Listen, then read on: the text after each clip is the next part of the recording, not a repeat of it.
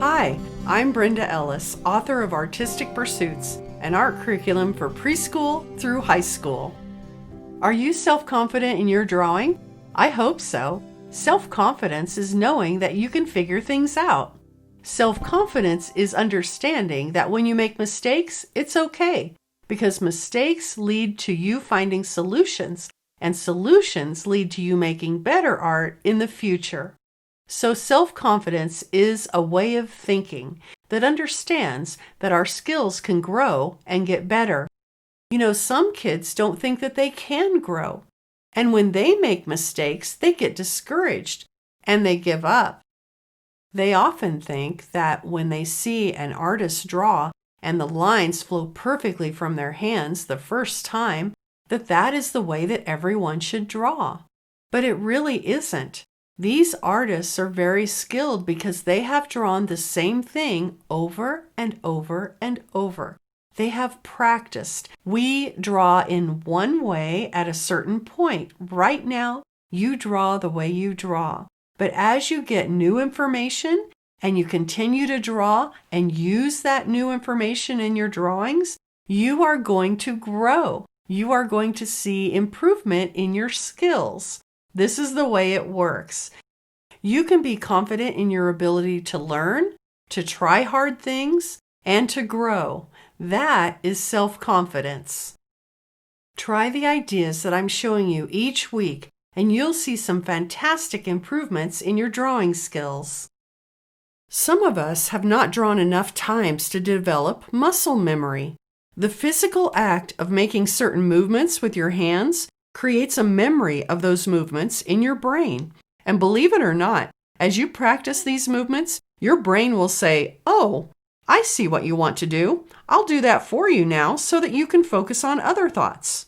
And at that point, you will find that it's easier to move your hands to make the lines.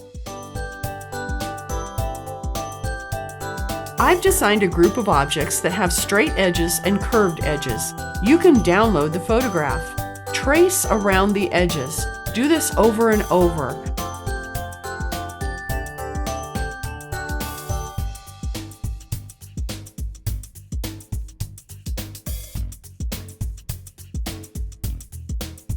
While you make the marks, you are creating muscle memory.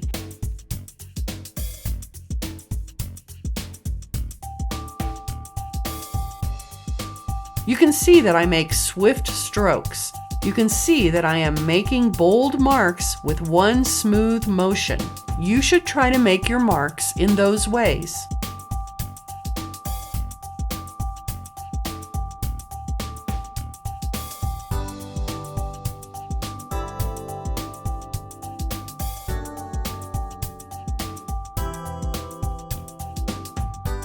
Here's a few motions that I see beginning students sometimes use, which will hold them back from drawing well. Don't use choppy, small lines that keeps you focused on the pencil tip and not on where it should be. The particular curve or direction of your line, the path your line will take. It's like taking a hike, and instead of looking at the path ahead, you are staring at your feet as you walk, and you're sure to take a tumble with this method. Also, don't move too slowly. This causes your focus to be only on the point of your pencil, and your line will be wobbly and erratic. So from the start of your line, determine where you will end. Practice the movement a few times, and then make light marks on the page. And each mark comes closer to what you see as you evaluate the line. If you find that you've been drawing with choppy marks or very slowly, then work longer on the tracing practice that I've provided.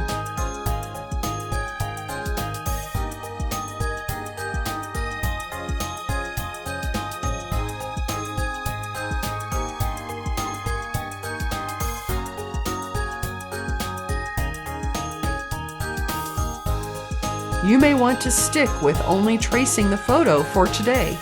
Or you might want to practice a few times and then move to a drawing of a real jar, bowl, and a cup from observation.